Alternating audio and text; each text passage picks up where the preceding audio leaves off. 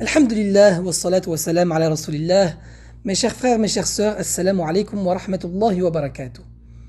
Nous nous retrouvons aujourd'hui dans cette série qui parle du noble comportement du prophète sallallahu alayhi wa sallam.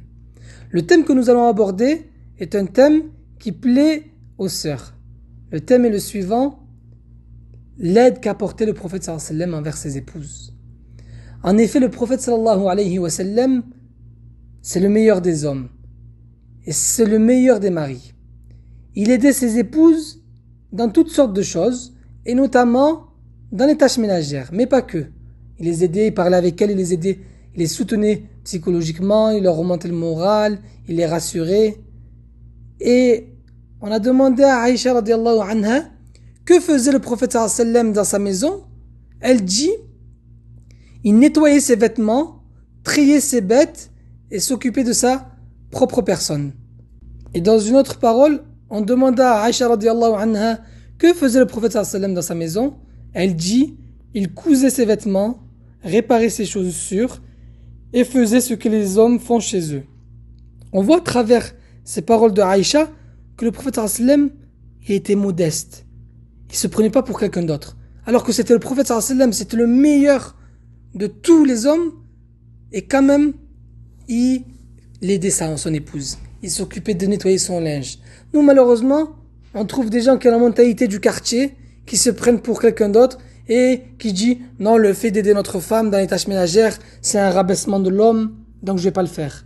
Ou bien tu as certaines personnes qui ont la mentalité des anciens et qui disent: aider sa femme, c'est quelque chose de mauvais, parce qu'après notre femme, elle va exagérer dans la demande d'aide, etc. Il faut fermer cette porte-là.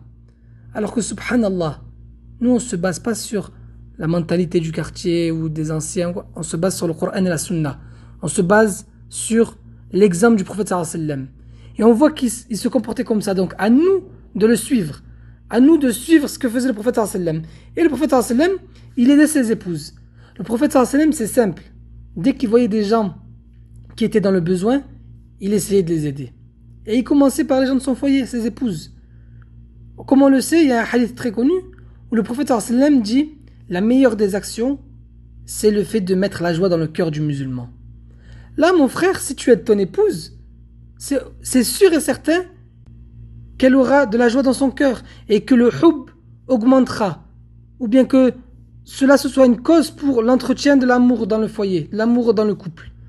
Donc c'est dommage de se fermer cette porte-là d'aider sa femme dans les tâches ménagères, par exemple, juste pour une histoire de fierté. Surtout que c'est contraire à notre religion. Donc c'est pour cela que, en suivant le prophète sallallahu alayhi wa sallam, le comportement du prophète sallallahu alayhi wa sallam, l'homme, il faut qu'il essaie de temps en temps d'aider son épouse. Ça peut être, si une personne elle sait cuisiner, de cuisiner un plat. Si une personne, ça la dérange pas trop de faire la vaisselle, elle peut faire la vaisselle. Si une autre personne, ça la dérange pas trop de faire l'aspirateur, elle fait l'aspirateur. On essaie de faire la tâche qui, entre guillemets, nous pose le moins de problèmes. Et on aide notre épouse. Notamment si on voit que notre épouse, Miskina, elle a eu une journée difficile, elle s'est occupée des enfants, etc. Ça a été compliqué pour elle. À nous de venir l'aider. À nous de venir l'aider et de lui faciliter la tâche. Et sache qu'en faisant cela, Allah il te récompense, parce que c'est une chose qu'Allah il aime. Parce que tu fais une chose que le prophète sallallahu alayhi wa sallam faisait. Donc tu seras récompensé. C'est à la fois un bien pour toi dans ce bas monde, parce que ta femme sera contente et ça augmentera l'amour. Et dans l'au-delà aussi, parce que tu auras des hasanats. Donc mon frère, essaye de faire les efforts envers ton épouse. Et à toi ma sœur, j'ai envie de te faire un petit rappel également. Il ne faut pas que tu aies cette pensée occidentale qui te dit que dans le couple c'est tout 50-50, les tâches ménagères doivent être partagées de manière égale, etc.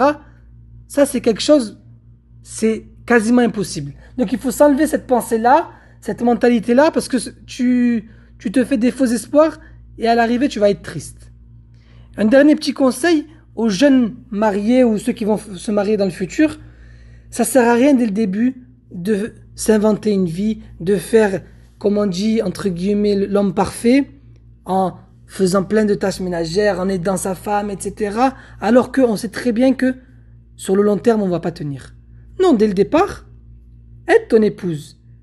Même si au départ on veut toujours se montrer sous son plus beau jour, c'est normal.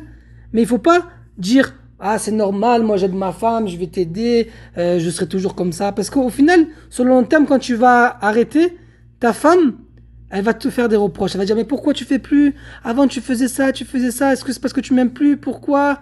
Et ça va mettre ça va faire des problèmes dans le couple. Donc non, dès le départ, ne t'invente pas de vie. Si tu peux l'aider, tu l'aides. Et tu lui dis, si tu l'aides, tu lui dis voilà, là je t'aide et tout, mais c'est pas sûr que je pourrais autant t'aider plus tard dans le futur. Tu montres ta vraie personnalité et tu ne t'inventes pas un comportement d'homme entre guillemets parfait. Je demande à Allah subhanahu wa ta'ala de mettre la baraka dans les foyers et dans les couples. Et on se retrouve mes chers frères et mes chères sœurs dans un prochain cours. Qu'Allah vous protège. Assalamu alaikum wa rahmatullahi wa barakatuh.